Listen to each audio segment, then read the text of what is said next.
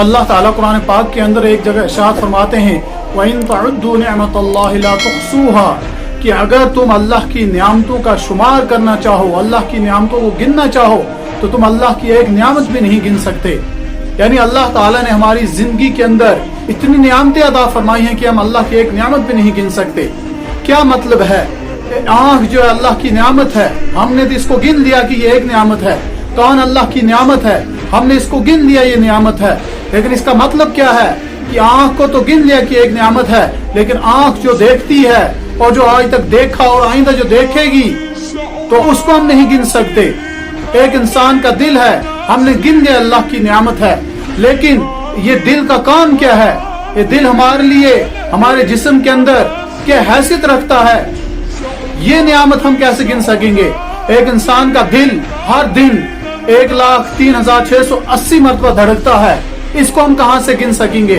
ये दिल जो है एक इंसान की एवरेज जिंदगी के अंदर 10 लाख बैरल खून पंप करके हमारी जिस्म को देता है, हमारी बॉडी को देता है, हम कहां गिन सकते हैं?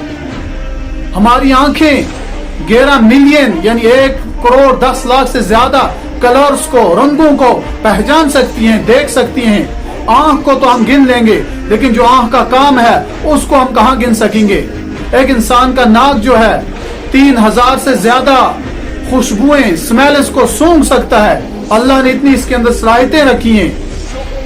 अगर एक इंसान की सूंघने की शक्ति छिन जाए, सलाहियत खत्म हो जाए, तो एक इंसान फूल की खुशबू में और गटर की बदबू में फर्क नहीं कर सकता। तो हम अल्लाह की किन किन नियामतों को शुमार कर सकते हैं? हम अल्लाह की कौन कौन सी नियामत को झुठलाएंगे? अल्लाह की किन किन नियामतों का इनकार करेंगे? इंसान के जिस्म के अंदर, इंसान की बॉडी के अंदर इन नसों का, आंतों का, रगों का अल्लाह ने ऐसा जाला बुना हुआ है, अगर इनको डोरी की शक्ल दे दी जाए, धागे की शक्ल दे दी जाए और इनको खोल दिया जाए, तो ये दुनिया का जो गोला है इसको 2 मरतबा लपेटा जा सकता है इन आंतों, रगों और नसों के जरिए से। अल्लाह की कितनी नियामतें हमारे जिस्म के अंदर, हम फिर भी अल्लाह की इतनी नियामतें इस्तेमाल करने के बावजूद, अल्लाह की दी हुई गिज़ाएं खाने के बावजूद हम अल्लाह ही से नाफरमानी करें, अल्लाह ही से दूर भागें। हम अल्लाह ही की नियामतें इस्तेमाल करके अल्लाह की गिज़ाएं खाकर इस जिस्म को बनाते हैं। हमें चाहिए कि हम अपने जिस्म को जो अल्लाह की नियामतों से पलता है, हम अल्लाह के लिए कुछ टाइम निकालें, अल्लाह का शुक्र अदा करें। लेकिन कब तक हम अल्लाह से दूर भागते रहेंगे अल्लाह ही की नियामतों का इस्तेमाल करके?